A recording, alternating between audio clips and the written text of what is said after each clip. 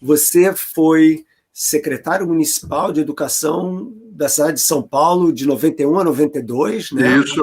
Esse ano está fazendo, olha só, 30 anos que eu assumi como titular. Eu era o substituto, né, o segundo, e o titular era o Paulo Freire. Aí ele saiu, né, e eu continuei por mais 2 anos. Então, eu queria duas coisas. Primeiro, como foi trabalhar, conhecer o Paulo Freire, que é uma pessoa que eu adoraria ter conhecido em vida. E a segunda é o que você acha da educação no Brasil hoje em dia e o que pode ser feito a respeito?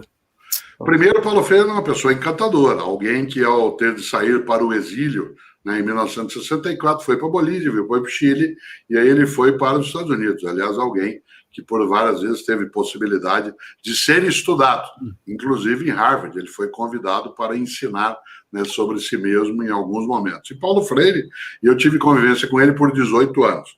Aliás, alguém que não é unânime, nem seria. Como o próprio Paulo Freire dizia, a educação é um ato político, não no sentido partidário. Ela tem lado, ela não é sem interesse, ela não é neutra, né? Nesse sentido, eu sempre digo, mas se ele retoma agora, por exemplo, muitas pessoas falam contra o Paulo Freire. Paulo Freire jamais seria contra que alguém contra ele fosse. Paulo Freire seria contra que quem contra ele fosse não pudesse ser contra ele, né?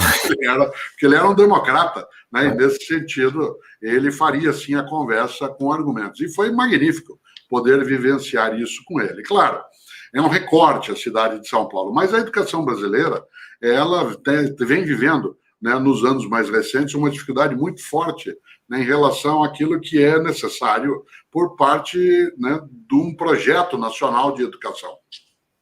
Como sempre se diz, a educação não pode ser um programa de governo, tem que ser um programa de nação.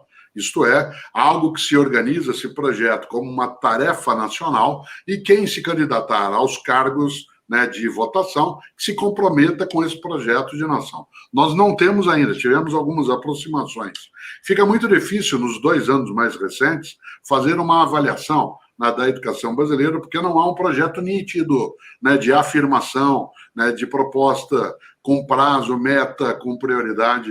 Nós temos hoje muito mais no nível da política pública no campo nacional, uma conversa sobre o que não se aceita, o que não se quer, né, o que é que não se deseja, mas não há uma propositura daquilo que seria a implantação, né, da sequência de algo que o nosso país conseguiu retomar. Nós, nos 30 anos mais recentes, saímos da indigência na área da educação pública e caminhamos um pouco mais para um Estado ainda pobre, mas não tão indigente. Só que isso foi interrompido, né, nos tempos mais recentes pela ausência de uma política, e, claro, atrapalhado em larga escala também, né, por um momento pandêmico que jogou a miserabilidade num campo ainda mais penoso. Por isso, eu não sou um pessimista, mas também não quero ser um otimista ingênuo.